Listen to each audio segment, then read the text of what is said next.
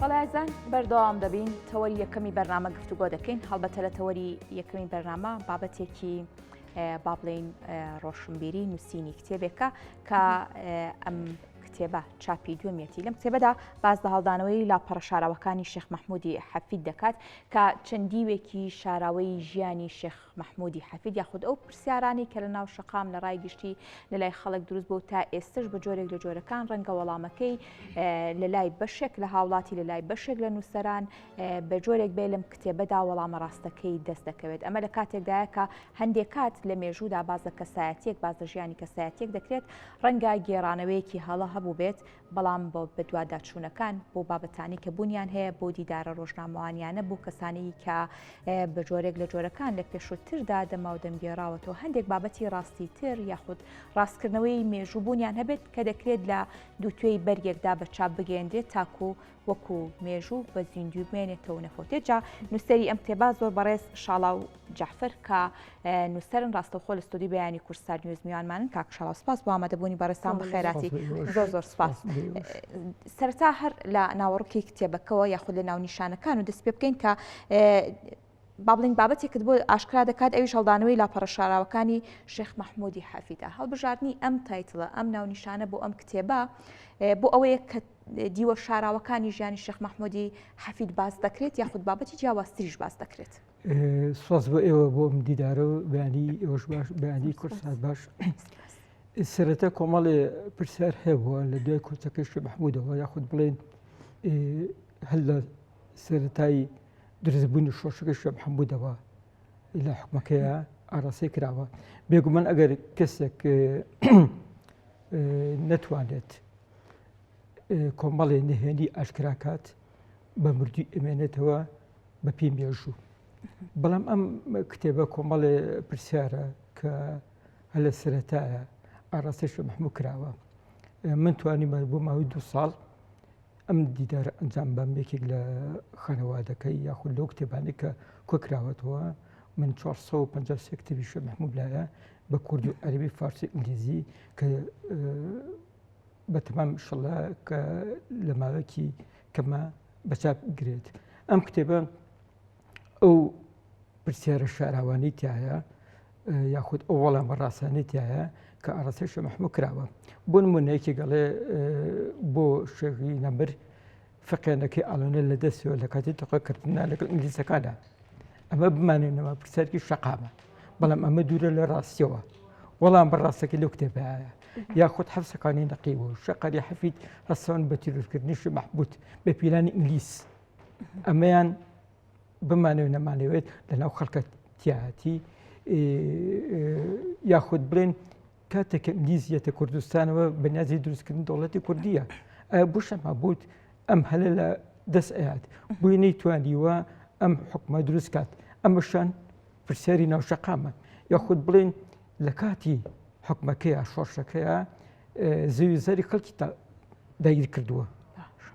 تابێ کردووە لەسەر خۆی ئەمە ڕاستییاندا وەڵام بەڕاستەکان و کۆمەڵە پرسیاری تریش تقریبا خۆی لە 300 پرسیار 120 پرسیار لەو کتێبە. باشە کاک شاڵاو هەموو ئەمانی کە باست کرد یاخود ئەو پرسیارانی کە باست کرد هەموو ئەمانە وای کردووە کە لەسەر ئەم کەسایەتیە بنووسیت یاخود بۆچی کەساتێکی دیکەت هەڵنەبژارد بۆ تەنها شێخ مەحموود؟ بەڕێزەکەم خۆی شێخ مەحموود بمانێ نەمانەوێت لە مێژوایە بەڵام تاوانە بە ڕای من پێم وایە تاوانە لە خۆت و حکم بیە بەسەر کەسێکە کە مێژووکی نەخوێنیتەوە کە باسی کەسایەتی و باسی هەڵوێستی کۆمەڵایەتی و شۆڕش و خەباتەکەی نەخوێنیتەوە لە خۆت و گوناحی حکم بیە بەسەر کەسێکە تا نەتوانیت دراستێکی قۆڵی بکەیت. ئێمە شێخ مەحموودێکم قائیدە چۆتە شەڕەوە کە بیر نەکراوە ئەمە قسەی من نییە قسەی ئینگلیزەکانە قسەی تورکەکانە قسەی عەرەبەکانە قسەی کوردەکانە ئەوە نی کتێب لەسەر بە زمانی عەرەبی و بە زمانی ئینگلیزی لەسەر شێخ مەحموود کورد ئەوە نییە. من ئەمانە کۆکراوی ئەو کتێبانەیە کە پرسیار کراوە منی ڕژاندووە توانیمە ئەو کتێبە دروستکەم. باشە ئەم کتێبە لەسەر بنەمای پرسیارەکانی شەقام ئەو پرسیارانی کە لە ڕابردوودا بوونیە ڕەنگە بە جۆرێک گێڕانەوەکەی بۆ مێژووە ڕۆ پێشتر باست کرد هەڵە بوو بێ ئەم کتێبە تەواوی ڕاستێک مێژوویەکانی یاخود ئەو پرسیارانی کە لە نێو خەڵکدا هەیە تەواوی ڕاستی مێژوویەکانی باس کردو یاخود توانراوە بەشێک لەو پرسیارانە وەڵام بدرێتەوە. بێگومان بەشە لەو پرسیارانەیە، بەڵام ئێمە بمانە نەمانەوێت شێخ محموود خەتی سوور نییە، ناتوانێت بڵێ خەتی سوورە، بەڵام کۆمەڵی پرسیاری کەشی هەیە یا تیاتی بۆ مەڵێ کوشتنی جەمع ئیرفان عارف صاحب ئەم بەردەستی شێخ محموودە، بێگومان ئەمە حەڵەیە چکە بووە کە من هەر لە سەرەتای خوێندنەوەی کتێبەکانەوە پێش ئەوەی دەستکەم بە کتێب خوێندنەوە ئەمەی جەمع ئیرفان بمانێنەوە لەناو کۆمەڵگەی ئێمەدا هەیە، بەڵام کە کتێبەکانم بینی 4 کتێب 6 کتێب تیاتی ئەڵێ نەکرد شێخ محموود هەڵنەسا بە تیرۆرکردنی جەمع ئیرفان. بۆ نمونە یەکی لەوانە کە بەڵگەیەکی دیدارێکی ڕۆژنامەوانیە ساڵی 1970 کراوە لە پاشتۆکی عێراق، تیاتی مقابلەیەک کراوە لەگە بنەماڵەکەیە لە نەخ جەمع ئیرفان بنەماڵی خۆی جەمع ئیرفان بەدەستی شێخ محموود تیرۆر نەکراوە، بەڵکویەکی لە بنەماڵەکانی، بەڵام هەندێک کتێبیشەیە دژایەتی ئەوە کات. من لە 453 کتێبەی کە لە لامە تەنها 2 کتێب وەکو سلبیان باسی شێخ محموود بکات، هەر هەبووی باسی ئیجابی شێخ محموود بکات. ئیتر ئەوش کتێبەکەش خوێنەر حکمیە بزانە کتێبێکی باش یان باش نییە، بەڵام خوێنەرە بۆ خوێنەرێکی جیاوازە وەرسەنگاردنی کتێبێک من ناتوانین ئەو کتێبێکێتە بازارەوە یا خوێنتەوە خوێنەرەکانی وەکو یەک بێت. بە تایبەت ئەگەر کتێبەکە ناوڕۆکەکەی مێژوو بێ بەڕاستی بێ خوێنەرێکی بە ئاگا لە مێژوو بتوانێت بڕیار لەسەر ئەم بابەت بدات. یەکشتی کشەیە بەڕێز دەکەم، ئێمە مێژوو هەرێکە بێنەوە خوێنێتەوە، بەڵام کۆمەڵی دیکومنت و کۆمەڵی بەڵگەنامەت هەبوو ئەو کات ناتوان حکم بێت. من کۆمەڵە بەڵگەنامەمە دیکومنتم لایە لەسەر شێخ محموود کە ئەو کردانەی کردووە کە ئەو لە کاتە حکومەکەیە ئەو بڕیارانەی یاوە بڕوان نەکەم بێ قایدی کورد کردوێتی لە ڕووی ئیجابیەوە کە بۆ چی بۆ دڵسۆزی و بۆ پەرەپێدانی کورد و کوردستان بۆ بەدیهێنانی حکومێکی کوردی. ئەو بەڵگەنامە و دیکۆمنتانی باسی دەکەی لەکوێوە بەدەستت هێناوە چۆن بەدەستت گەیشتووە؟ دیکۆمنتەکان لە بریتانیا، فەڕەنسیە، رووسیە لەگەڵ ئەو بەڵگەنامەی بەتابەتی لە بەڵگەنامەکانی بریتانیا کە 350 دوکومنتی شێخ محموود هەیە لە ئەرشیفی بریتانیا، هەمووی کە ئینگلیزیەکان خۆیان نووسیوە بە ئیجابەت و بە سلبیات. من ناتوانم کورد لەگەڵ ڕێز بە ئێمە بەڵگەنامەمان دیە مێژوومان ئەگەر هەشمان بێ لاوازین، بەڵام کە تۆ ئەڕۆیتە ئەوروپا و یاخود بڕۆ بێگانەکان وێنێ بەڵگەنامەی کوردیان لایە خۆمان لامان نییە. من بە حکمی ئەو بەڵگەنامە کۆمەڵی وێنەی تایە لە ئەرشیفی بریتانیا لەو کتێبە وەرەگرتووە. باشە کەواتە کاک شاڵاو وەڵامی ئەو پرسیارانی کە لە کتێبەکە هاتووە خۆ بەشێکی گشتی ئەو ڕاستکردنەوەی کە کراوە بۆ ژیانی شێخ محموود ئەتوانین بڵین تا چەند گرنگە بۆنەوەکانی ئێستا بۆنەوەکانی داهاتوو یاخود تا چەند گرنگی پێ ئەدرێت؟ بێگومان گرنگە. ئێمە ئەگەر بۆن من یەکێک لەوانە بووم هەر لە مناڵەوە پیانەوتم شێخ محموود فەقیانەکەی ئاڵەنە لە دەستی لە کاتی تۆقەکردنە، ئەمە چۆتە هزری منەوە، چۆتە فکری منەوە چەندەها کەسیش، بەڵام کە تۆ بۆ ڕوونەکەیتەوە ئەم پیاوانە بووە فەقیانە ئاڵەنە لە دەستیەوە وێنەیەکی تاکە قۆڵی لە قۆڵی ئینگلیزەکانایە، وێنی کەم لا دیکۆمنتێکی بریتانەکە تۆقی لەگەڵ ئینگلیزەکانە کردووە. ئەمە چاواشەیەکە بۆ مێژوو، چاواشەیەکە بۆ حکومەکەی شێخ محموود، چاواشەیەکە بۆ شۆشی کورد، چاواشەیەکە بۆ نەتەوەی کورد کە کورد بە هیچ جۆرێ ناتوانێت بیان دۆستە، ناتوانێت بۆ میوانەکە یان بۆ کەسەکەی دژاتی کات. ئێمە هەردوو دەڕێن لە کاتی ڕاپەڕینەی دووەمی ساڵی 1990 کە کرا ئەو جوندیانەی کە لە ڕێوەیەکانی تەقییان دەکرد لە کورد ماڵی کووردا وێرانە کرد، پێشبرگەکان کە گرتیان لە مزگەوت عەبدوڵەفی من ئاگام لێ بوو برینارەکە چارەسەرە کرد، ئەوانە کرد بە دەمیەوە کە بەرەنگاریشی ئەبوو دوای بە شێوەیەکی ڕۆکە پێکی ڕەوانەی شوێنی خۆی کرا. ئەمە دۆستایەتی و خۆشەویستی کووردە بە هیچ جۆرە ناتوانێت کورد ناتوان تەواشێکی بەڵام ئەم کتێبە بۆنەوەی داهاتوو کە بیخوێنێتەوە بووی دەرەکەوێت کە ئەم قسەنە کە کراوە لە ناو شەقامە کەسێک بووە لە خۆی حکومەیات کەسێکە لە خۆی بڕیار ئەیە لەسەر ئەوەی کە ئەم سەرکردەیە یاخود ئەو سەرکردەیە وانە بووە بەڵام ئێمە تاوانە من تاکوی ئێستا ئەڵم لە دروستبوونی ببرن مادەکانەوە تا ئەم ساتە وەختە کە شتێک نەخوێنیتەوە گوناح حکمی بێ لەسەری باشی بەخراپی باشە کاک شاڵاو یەکێک لەو بابەتانی کە لەم کتێبەشتا وەڵامی دراوەوە ئەو پرسیارەیە کە زۆر جار دەوژێندێت کە ئینگلیزەکان کاتی هاتوونەتە کوردستان بە تێبەتر لە سلێمانی هەوڵی دروستکردی دەوڵەتێکیان داوە بەڵام ئەو سیاسەتێک کە شێخ محمودی حەفید کردوێتی بە جۆرێک لە جۆرەکان ئەم هەوڵەی لەبار بردووە یاخود ئەم هاوکاری ئینگلیزیەکانی بە هەند وەرنەگرتووە لە کاتێکدا لەم کتێبێ ڕاستی دروستیان بابەتە نیشان دەدرێت هەرچەنامە لەلایەن مێژونووسەکانی دیکەش و لە کتێبەکانی دیکەشدا خوێندنەوەی جیاواز بۆ هەمان ئەم پرسە هەیە لەم کتێبەدا چۆن باس لەم پرسە کراوە بەڕێزم لەم کتێبەیە خۆی شێخ محمود چۆ ئینگلیزی هێناوە دژی داگیرکەرەکان دژی تورک ئەوەندەی تورک چەسانەوەی کورد ئەفو ببرن ئەوەندەی کوردی چەسانوێتەوە زوڵم زۆردا لە کورد کردووە چۆتە ئاسێکی بەرز بۆ ئەوەی ئەم ئینگلیزەکان بتوانن کوڕ ڕزگارکە لە دەست تورکەکانە خۆی پێشنیاری کردو وەرن بۆ ئێرە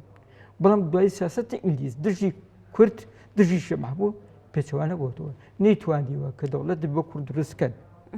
سیاسەتی ئینگلیز تەنها پێچەوانە بوونەوەکەی بۆچی پێچوانەوە بوونەوەکەی تاک لە دوای جەنگی جیهانی یەکەمەوە لە 1970 ئەنگلیز بە نیازی دروستکردنی دەوڵەتی عێراق بوو پیلانەکە ئەگەڕێتەوە بۆ دواوە تقریباً بۆ مکتەبی کەملایە دۆکومنتاریەکی بریتانیە 1900 پیلانی داناوە بۆ دروستکردنی دەوڵەتی عێراق بەڵام کە ئینگلیز هاتوۆتە ئێرەوە بە حکمی ئەوەی نتوانێت دەوڵەتی بە کوردی دروستکات ئەمە تاوانی شێخ محمود نییە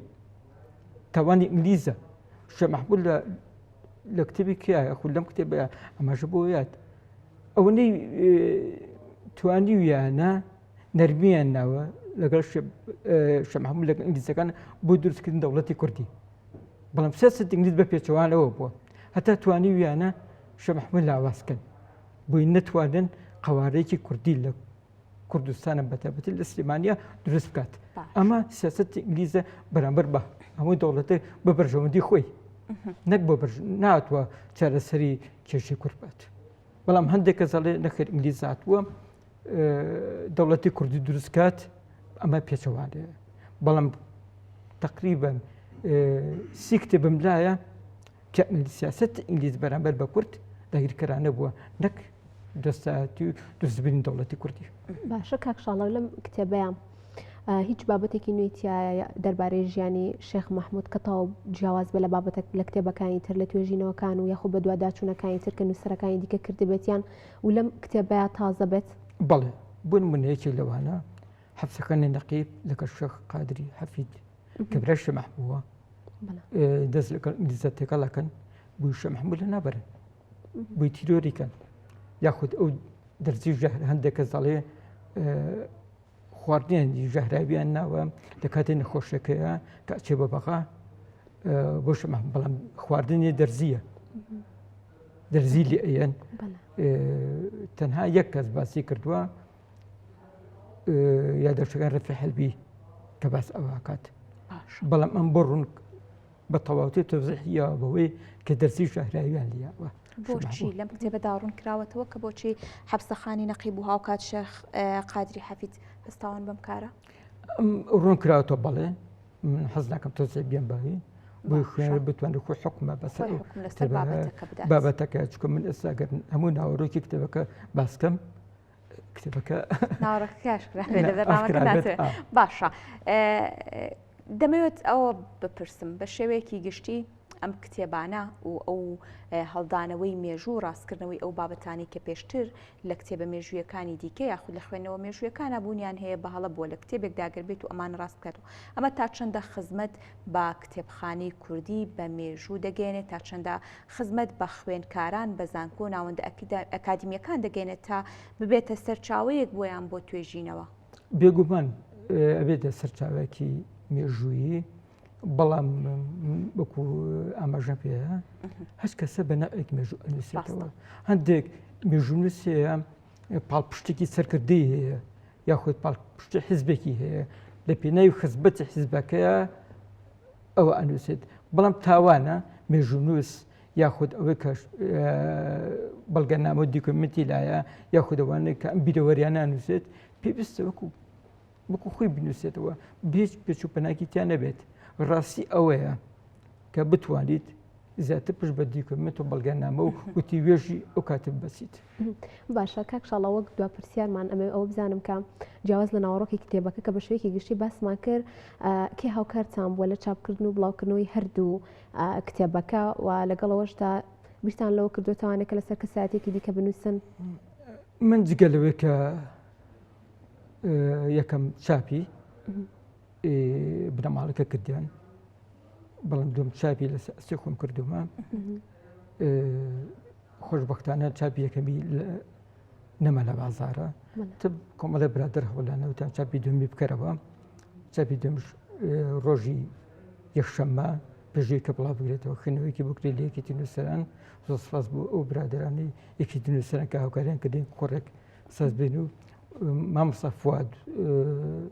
سەرڕاج و لەگەڵ دکتۆر خالید خوێندنەوەیەکی بۆکەن بۆ کتێبەکە. من ئەگەر بتوانم هەوڵم وەکو پێم وتی بیبلیۆگرافیای کەم دروست کردووە، هەموو دیزاین و هەموو شتێکی تەواو بووە، بەس ماوە بۆ چاپکردن. تی کەسێک نییە بتوانێت یارمەتیمان بات ئەو کتێبە چاپ بکەین کە 453 کتێبە لە کوردی و عەرەبی فارسی و ئینگلیزیە، هەموو ئەو کتێبانە کە لەسەر شەم هەموو نووسراوە، کتێبخانەیەکی بچکۆلەیە بۆ خۆی. هیوادارین دەستی هاوکاری درێژ بکرێت بۆ بچاپگەیاندنی ئەو کتێبەشی. بەڵێ زۆر سپاس دەکەم هەر کەسێک هاوکاریم کات، من بەس هیچم ناوێت، بەس چای بیکات و بکەتە بازارەوە بۆ ئەوەی خوێندکارانی بەگشتی سوود بۆ ماسەر بۆ دکتۆرا بۆ زانکۆکان ئیسفادە لێکە بووی نەگەڕم بە سەرچاوەیەکە ئەو کتێبە ڕێک بتوانێت سەرچاوەکانی دیاری کراوە بە زمانی عەرەبی، بە زمانی کوردی، بە زمانی فارسی، بە زمانی تورکی و ئینگلیزی. دەستەکانە خۆش بێت. ئومێد دەکەین کە بە چاپ بگات دەستەکان خۆش بێت. زۆر سپاس بۆ بەڕێستان، سپاس بۆ شاڵا و جەعفەر کا بەڕێستیان وەکو نووسەر لە بەیانی کورسات نوێز میوان بوون.